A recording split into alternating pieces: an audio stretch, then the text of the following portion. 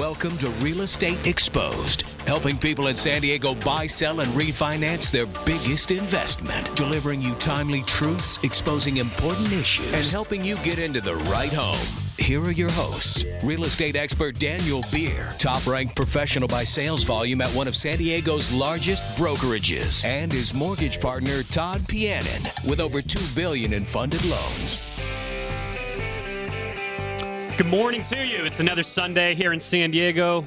This is Real Estate Exposed. Daniel Beer, Windermere Homes and Estates with Todd Pianin of Home Street Bank. What's going on, Todd? Not much, and we have a special guest in our studio today. We get to say hi to Mr. Jake Pianin, Todd's son, has joined us here in studio today. We're excited to have him. We're going to pick his brain on what it's like to live in one of San Diego's most exciting, most up-and-coming. It's getting to be a well-known neighborhood, but for some, still could be classified as somewhat of an up-and-comer in a fabulous school district. And we're going to pick Jake's brain a little bit on everything that the Del Sur and Forest Ranch area of San Diego has to offer, and put a little bit of a community highlight on the area. Say good morning, Jake. Good morning. Say welcome to this beautiful Sunday morning. No, you want to give a shout out to our military friends. This was Veterans Day. You got off school that day. Yep. So you want to get excited? Come on, pump it up, there, my man. All right. Okay, cool. Which it is just really nice to be here. Also in San Diego County, coming out of Veterans Day, we have a beautiful population of military men and women who are currently serving, who have served, who are in the reserves, and this is a big salute to you. We take our hat off. We are thankful, and just from the bottom of our heart, we appreciate you doing what a lot of us don't admit we don't have the courage to do. Yeah, we really salute you, and we really thank our military. I mean, our military has been phenomenal. They're phenomenal. So thank you guys out there who have served and are serving and have families that are overseas right now serving. We salute you, and we appreciate you more than you know. So there's a lot going on in the world right now. A lot going on in San Diego, including locally, yeah, right? Exactly. If we zoom in here locally, the debates just happened. Yes. Todd, walk us through what your thoughts were here on the GOP debate. So I watched the GOP debate last night. My son, actually, not last night, this week, and I watched it this week. It was actually, I would say it was pretty interesting. I would say that some candidates came out stronger than originally anticipated. So I would say that it was the un-Trump debate, which I don't know if that is a good thing or a bad thing. I don't think that their numbers are really going to change, but I do think that you're going to see the political landscape start to shrink in. I think you're going to lose some of these borderline candidates, Dan, that we're seeing, like the old governor of Ohio. I mean, I think he had a horrible debate. I really think he did a really horrible job. You mean the old governor of Ohio? Yeah, I don't even know his name. That's the point, Yeah, right? exactly. I mean, all right, well, it's going to be nice to actually see them consolidate the field. It would be to the GOP's benefit to do so. You have these debates. You have all this expensive airtime, this valuable airtime that you're getting in front of the entire nation. Why not have your front runners get the spotlight instead of it having it watered down by just having all of these fringe, quote unquote candidates? But I should have been a candidate. What do you think? I think you should. I think next time around you should be. You'll be running against Kanye, though. It probably will be, huh? Yep. That'll be an interesting race. So what? The other exciting news not exciting news, but disappointing news. I don't know if you saw, but the CEO of Disney is now getting involved in the negotiations for the Chargers in the Carson space, which I think is not good for San Diego. But one thing that is good for San Diego is the NFL met with our mayor and said that we're not going to let San Diego go away without a team. Which means the Raiders. We could get the Raiders down here, Dan. That would be something. That'd be a sight to see. But I was having a conversation this weekend, earlier in the weekend, with somebody about just so many missteps. Okay, there's been missteps by the city, by the Chargers, by the city, by everybody. And one of the things I just don't understand personally about human nature, but It is human nature, is that at one point the city was ready to do a stadium in exchange for actually have the Chargers build the stadium, and the Chargers were ready to do that in exchange for the land at Mission Valley. Right. And there's just something about the human being. There's just something about us that, there's people out there that couldn't wrap their mind around a rich man, right? A quote unquote rich man, the Spanos family. Spanos family, right. Receiving something for free. Right.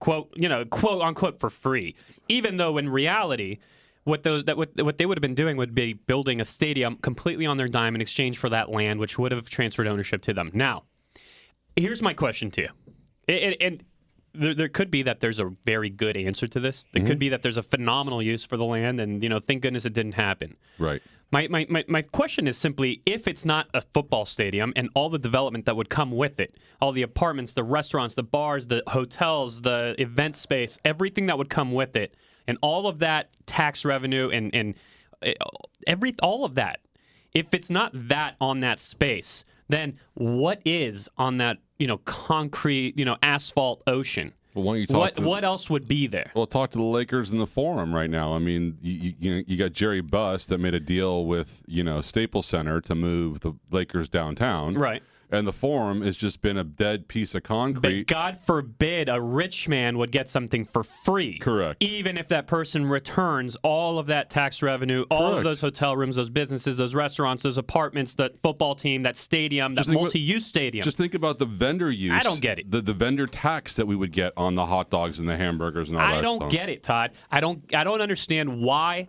people have an issue with that. Well, I just don't understand. And like I said, it could be that there's a phenomenal use for that space. But the point is that at the time when people were so vehemently against it, it was because of the mindset of can't. Well, it was the Obama socialistic atmosphere. Right. We can't have a 1%er get anything for free. Correct. They must pay for it. Correct. Well, I hope that San Diego enjoys its ocean of asphalt once that's all that's left. If that becomes the case, I don't think it's going to be the case, Dan. Jake, do you think we're going to have a football team here in San Diego? Yes. Yes. Oh, well, then it's a done deal. It's a done deal. Okay. So, I mean, but I don't think the NFL is going to let that happen. I think the NFL is going to, because even Davis, the owner of the Raiders, has said that if St. Louis and San Diego move to L.A., that he wouldn't be opposed to moving the team down here. Which, Raider Nation, I mean, I'm not a Raider Nation fan, but are you a Raider Nation fan, Dan? Jake? No. So here, I did hear one thing that's really interesting, and I haven't yet vetted it. Okay. But it came from a good source. It came from, I believe it was on one of the local radio stations, their website, one of the sports stations. Right. I haven't vetted it, and granted, I haven't seen it anywhere else, but I read that the NFL actually put $1 billion tax on any team that chooses to relocate to the LA market. So if you're a football team wants to relocate to the LA market, that you'd have to pay $1 billion tax to the NFL. If that's the case, which I haven't vetted here, I haven't seen it anywhere else. Yeah, but the NFL, they co-op, right? So all the revenues that come in, all gets spread out amongst all the team owners. That money would go to everybody, plus they use part of that money to actually fund stadiums. Correct. Now, what I had read was that if this is true, that the NFL is charging $1 billion tax to whatever football team wants to move to LA, right? That would completely eliminate the Chargers. There is no way in this world they're going to pay that. Well, I think that's why they got Eisner involved in this deal. Well, if that's the case, then they can overcome it. But otherwise, there's nobody in play other than the Rams. That's true. So we'll see how that goes. San Diego, hopefully we can hold on to it. Otherwise, everybody is invited. A party on me at the Asphalt Ocean in Mission Valley, where we could all just sit there and be happy that we own it and that a rich man doesn't. Oh, one thing we should talk about, Dan, is what I got in my mailbox this weekend. I'm sorry to pump you up again here, but I got something in my mailbox. What was it? It was an invitation for a pie. Well, we're doing our big pie giveaway. Look, it's Thanksgiving, and as one of our listeners, if we're doing a pie giveaway. All you have to do is simply get in touch with us. Hate to throw you off kilter on that, but all you have to do is get in touch with us. Tell us if you want an apple or pumpkin pie, and we're going to give them away at our office. You just have to RSVP for yours, and that's going to take place on the 21st at our office. And here's what we have coming up for you next. We have our Del Sur Spotlight, but interest rates are going up, okay, and they're not just creeping up. They've jumped in here over the last week, 2 weeks. 2 weeks, big time. They've made a big jump. You're going to need to know what to do about that, how to position yourself. So we're going to walk you through it, make sure you're up to date on everything you need to know on interest rates, whether you're a buyer or a seller. It's going to affect you or your market, and we're going to talk about how to avoid the biggest mistake people make around the holiday times when they're thinking about selling their home. if you have the mindset of waiting till after the holidays, you need to have your eyes wide open to what you could be walking into. This is Real Estate Exposed. You're listening to News Radio 600 KOGO, Dan Beer, and Todd Pianin, and that's what's coming up next. We'll be right with you. Hey, we're back with you. This is Real Estate Exposed on News Radio 600 KOGO. I'm Dan Beer. I'm Todd Pianin. And we are your real estate and mortgage professionals with Windermere and Home Street Bank, particularly with the Daniel Beer Group. So from time to time, we like to spotlight neighborhoods in San Diego County that are, really kind of pushing themselves up the charts in terms of desirability, in terms of focus, visibility. The schools just kicking butt, the community coming together, activities. And there's a neighborhood that if you don't know yet about it, you need to know about it. And we're going to have our spotlight on Del Sur. Del Sur, located just north of the 56, just west of the 15, in what is known as like the Del Sur, 4S Ranch, Santa Luz area, kind of just northeast of Carmel Valley. And joining us, Jake Pianin here, a student at Del Sur Elementary. We have him in studio so we can pick his brain on what makes Del Sur Elementary an award-winning blue ribbon school. What is it like to live in the neighborhood? What is it like to have access to 10, 12, however many, 14 pools or whatever it is they have? Jake, welcome, and I'm glad you're with us. Jake, welcome. How are you, buddy? Good. So tell us about Del Sur Elementary. It's won lots of awards. Well, first of all, how old are you and what grade are you in? I'm in second grade and I'm eight. You're in second grade and you're 8 years old. All right. So something that as an agent, I'm always talking to people about, Jake, is, when they're looking for just a fabulous school system, when they're looking for a great family environment, when they're, a neighborhood that quickly comes to mind is Del Sur. You happen to live there. You happen to go to school there. Is there truth to that? Do you feel how do you like being there? How do you like being in Del Sur? It's good. Why is it good? Tell us why it's good, Jake. Because there's lots of parks and there's lots of neighbors. Lots of neighbors. Now, are those neighbors, Jake? Are they typically, or are they a lot of kids like you to play with? Is it people? What kind of people? Who's there? Yes, there's a lot of people like my friends at school and my friends. Very good, Jake. In the neighborhood.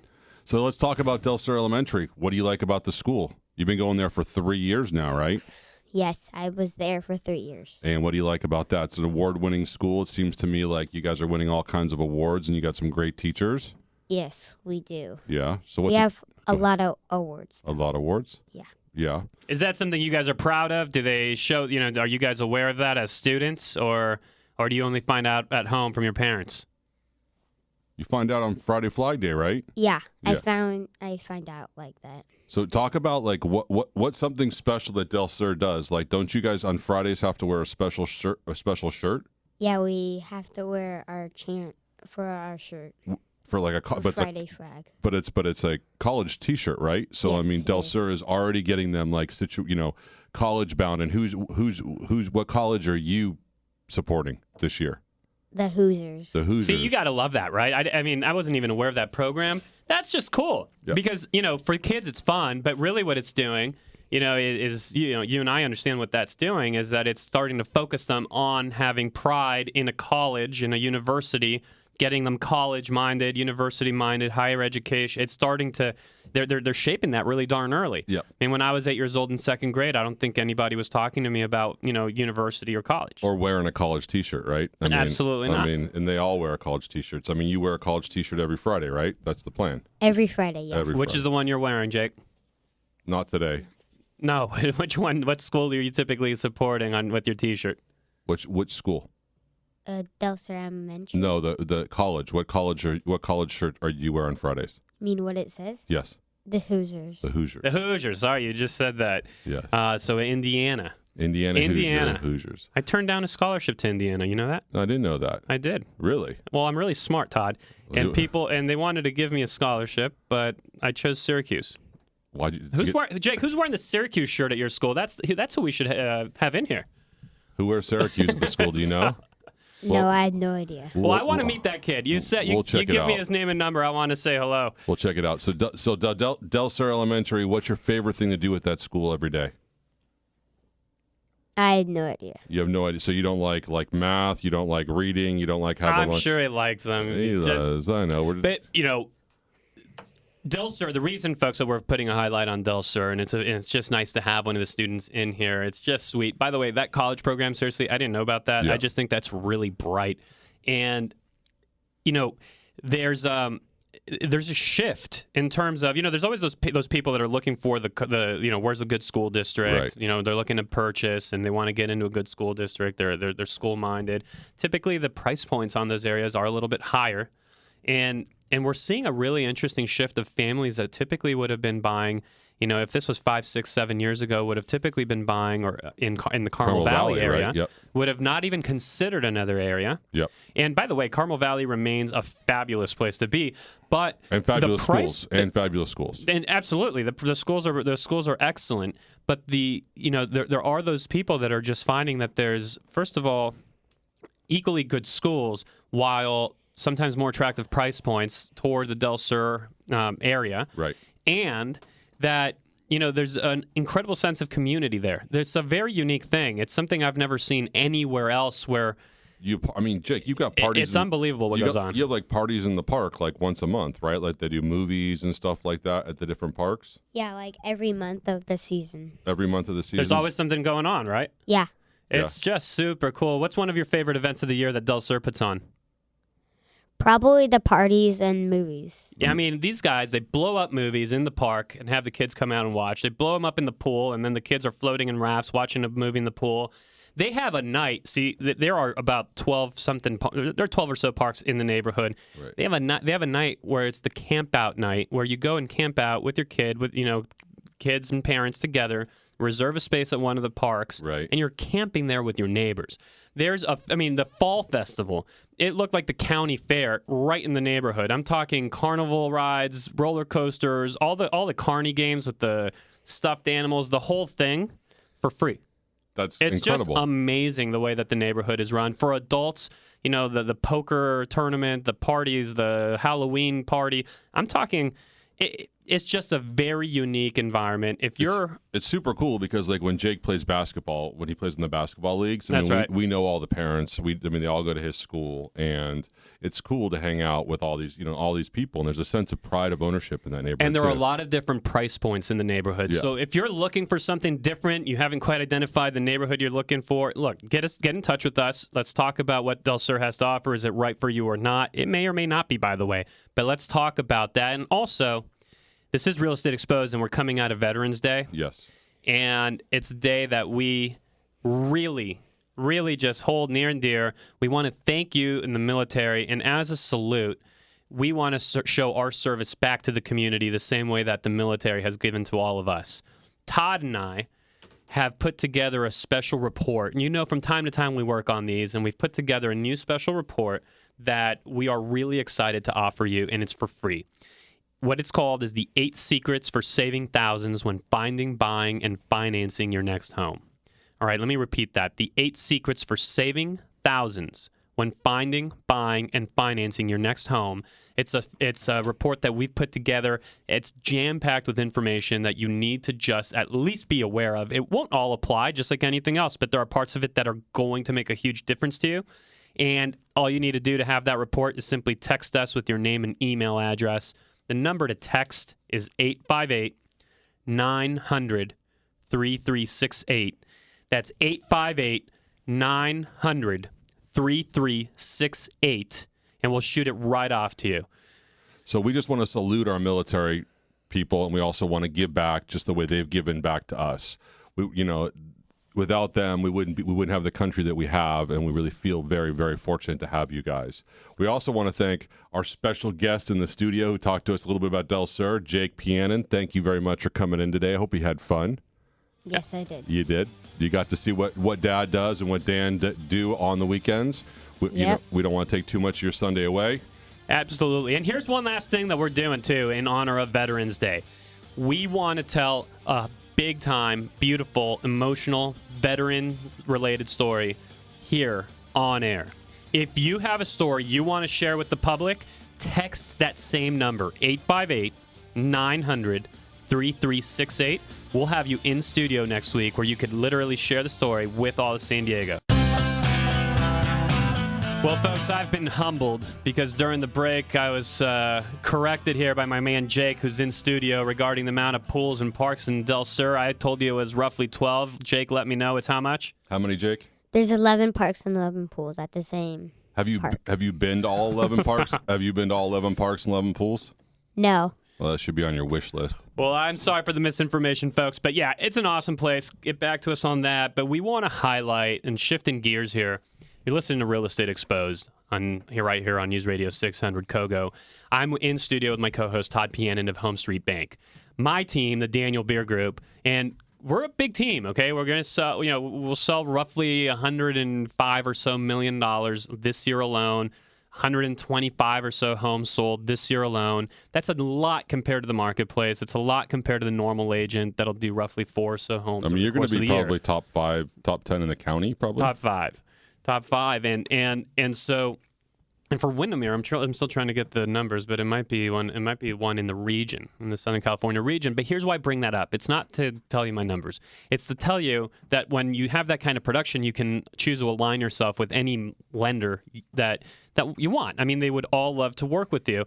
I choose to work with Todd and his team at Home Street Bank because of exactly what I'm going to share with you right now on how we had a $1.9 million deal going down the tubes. Citibank, who had the buyer on financing the buyer on the property, told us we were approved, gave us a pre-approval letter, sending the buyer down the process. Well, anyway, long story short, at the last minute, denies the loan, and we're dead in the water.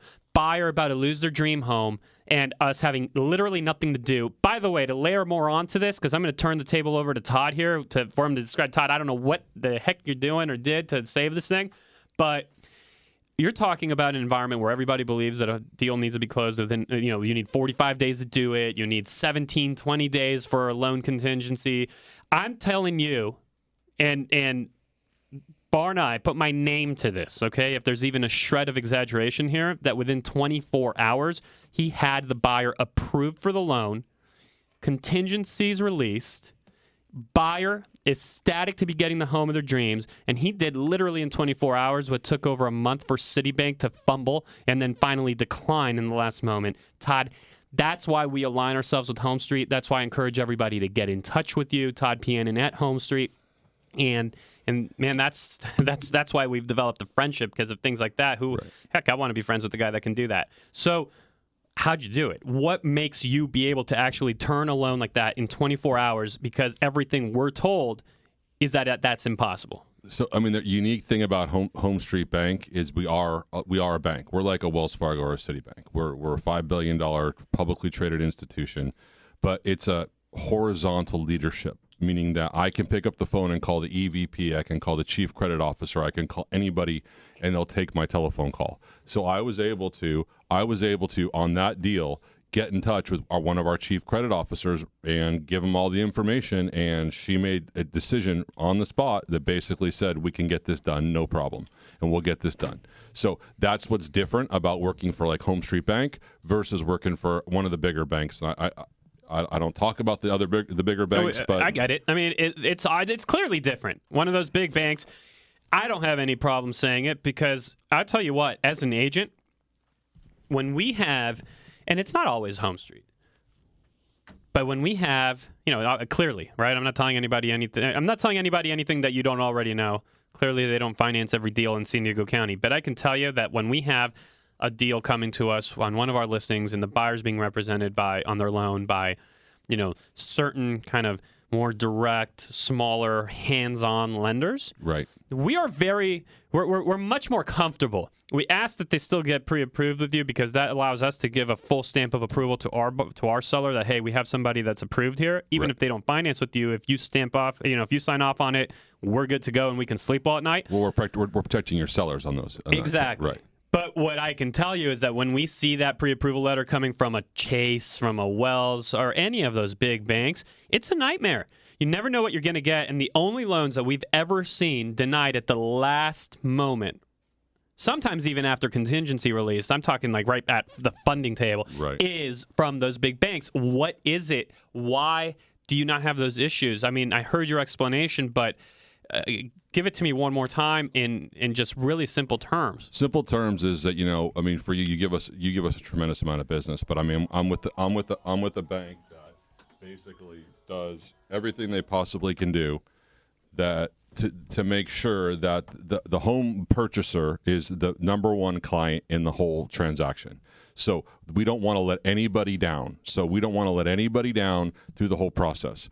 And I love the fact that if I worked at a big bank, I couldn't pick up the phone and call the chief credit officer at a, let's call it a top 3, top 4 bank. Of course not. I can pick up the phone. I can run the deal by them. I can scan them or email them the caveats of the deal, and I can get a stamp of approval, which then gives me the confidence to come back to you and go, we're good to go. She's going to do the loan. We're going to make it happen. So in this situation, that's something we were able to do. And I feel very fortunate to work for this bank. I feel like it's something that it's been a gift that's been given to me, and it doesn't have a big bank mentality. And like I said, the customer is always right. That's how they believe. That's the customer is always right. So. Well, it's just awesome, man. What a cool story. What a cool story, and what a great validation for my own decision to have our team send loans your way. That's just a great validation of that decision. Very cool. So, Todd, what's going on in the world of interest rates? What do borrowers out there and sellers out there have to consider? What does the recent movement look like, and where are we headed? So, I mean, we've talked about at our home seller seminars that we're moving into this 10-year upward moving interest rate environment. And some data points have come out recently that have shown that interest rates are going to be moving up. And Janet Yellen, who's in charge of the Fed, has even alluded to the fact that she may raise interest rates in December. She may raise it by quarter basis points. So we saw in a matter of about 8 business days, we saw interest rates jump up about 3/8 to a half.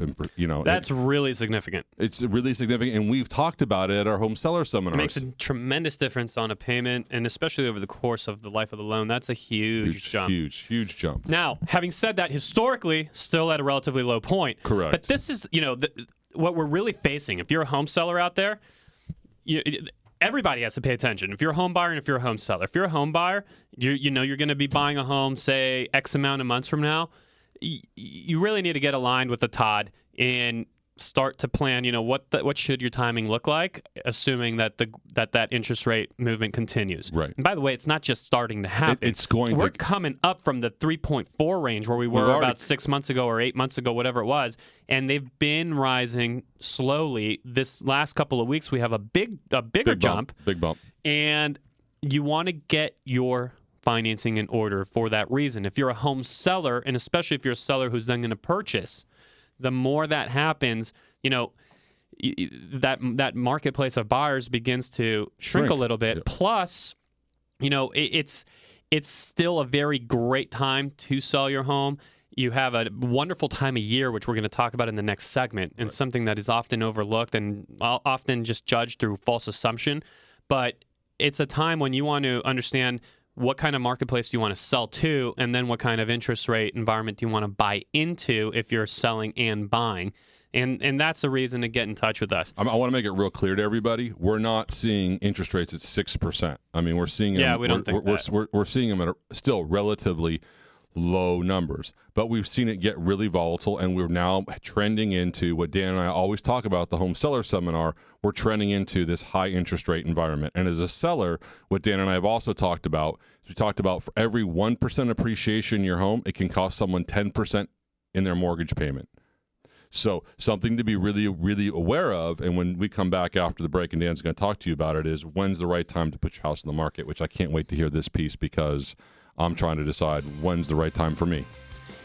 If you want that big free special report that we've put together in honor of the service we receive from our veterans, Todd and I want to give service to you.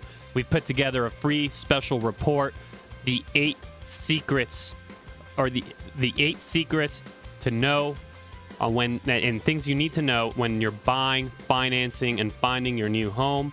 The number to text into, if you're looking for that, is 858-900-3368. Here it is again. 8 secrets for saving thousands when finding, buying, and financing your next home. text your name and email to 858-900-3368, and we'll email it right out to you. Coming up next, we're going to help you avoid the biggest mistake that home sellers make at this very time of year. And if you're a first-time home seller, you can't afford to miss it because you're probably going off of information you're getting in sources from national sources and other places that just have nothing to do with our local market. And by the way, everything I'm going to share with you, I have vetted, I have studied, and Forbes itself has actually come out with an article supporting the fact. You won't want to miss it. Coming up next, we're going to have that for you. We'll be right back. Are you going to make the biggest mistake that people make this time of year when considering their home sale? This is Real Estate Exposed. What is that biggest mistake?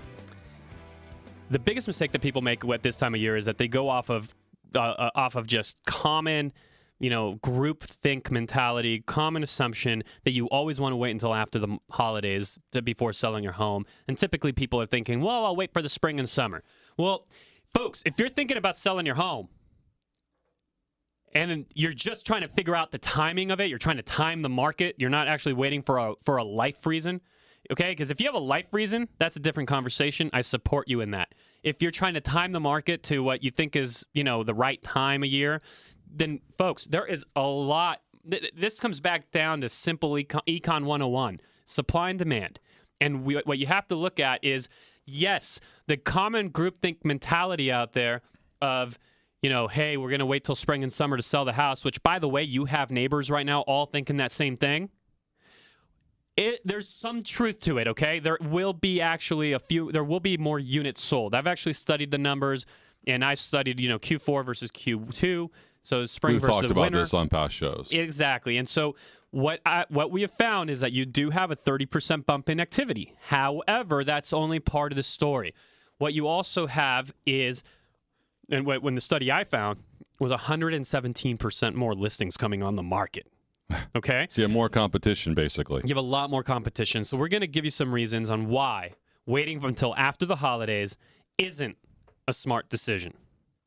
Why waiting until after the holidays is not a smart decision.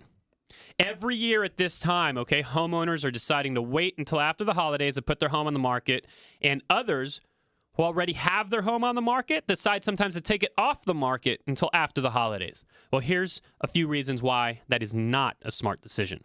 Number one, relocation buyers, they're out there. Relocation buyers are out there, and companies are not concerned with holiday time and if the buyers have kids and if they don't have kids and if they want to go, they're not concerned with any of it. Right. They want, those buyers, and if, by the way, if they do have kids, they're actually pretty darn concerned with getting into a home before Christmas or winter break is back. Exactly. That there's 2 semesters to a school year. Right. And a lot of the companies, they're actually having relocation around this time of year, and those kids are getting ready. Parents want to buy a house. They need to find a home. They can't just have their kids sitting at home and, turning into 9-year-old high school, elementary school dropouts. Right, exactly. They're going to get them into a school, and when they figure out, they don't want them jumping from school to school to school, so they want to get themselves into the home where they're going to be living long term, and they need to make that purchase so they can get their kid enrolled. Right. Number 2. Purchasers that are looking for a home during the holidays, they're serious buyers. They are ready to buy. They're buying for a reason. Right. Okay? Because a buyer is in this environment, it's not because, hey, it's summer, let's go look at houses because there's 1,000 of them out there. They have a reason. There's a reason for them to buy now. They typically have a compelling reason why. And by the way, some of those people have already tried being the smart buyer who, the quote-unquote smart buyer who waited through the summer. Hey, I'm not going to get wrapped up in the summer frenzy, so I'm going to wait till winter or fall. These people have been waiting. They're ready to buy. They thought they'd get a better deal today because less people on the market, less competition. But all what that they're going to find, what those buyers will find is that, it's actually a phenomenal selling environment because there's still a lot of buyers in the marketplace, and inventory is so darn low. Right. Get together with your agent and figure out, okay, I've done the study here for one of our local zip codes, and we studied the fourth quarter of the year versus the second quarter, and what we found was that, 30% uptick in demand versus the 117% uptick in supply. So that, actually told us that the absorption rate, the rate of sale, was better in the winter than in the spring quarter. You need to get with your agent, and if you don't have one, you need to call me, and I will actually personally come to you and walk you through what that looks like, right? Let's actually look at last year. How did the actual numbers perform? Let's not go off of what we think we heard on the news, but rather what are the real numbers, and what does the supply and inventory look like in your neighborhood in the winter versus the spring or summer? Well, I just know with working with a couple of your buyers, I mean, that you've sold their homes, you've gotten multiple offers in a time when you shouldn't be getting multiple offers. We have multiple offers right now on a home in University City. We shouldn't, or should we? And in reality, if you look at the numbers, we should. Then it actually makes more sense because there's a lot less inventory and there's still a great amount of buyers out in the marketplace. If you want to get together to look at what those numbers look like specifically for your neighborhood, because by the way, your neighborhood could be different. So we need to make real decisions based on real numbers for you. The phone number is 858-900-3368. Again, that phone number is 858-900-3368. I'll personally come out and put a study together for you on your neighborhood, homes like yours. What do the real supply and demand numbers look like in the spring quarter, in the summer quarter versus the winter quarter, and let you have real life statistics to make a decision. Now, if you have that is a no-brainer, and you want to do it. Also, remember that same phone number. If you want that free special report, the 8 Secrets on Saving Thousands when buying, financing, or finding your new home, text us your name and email. We'll get it sent out right to you. That number is 858-900-3368. And a big special thank you to Jake, who's joined us here in studio today. Thanks, Jake, for coming out. You're welcome. So, I'm Todd Pianin from Home Street Bank, a member of the FDIC, Equal Housing Lender, NMLS ID number 304014, and we love our Sundays with you. We love them. I'm Daniel Beer with the Daniel Beer Group. If you need to find us, just look us up online. You'll find us very easily. A lot of love. Thank you to our veterans.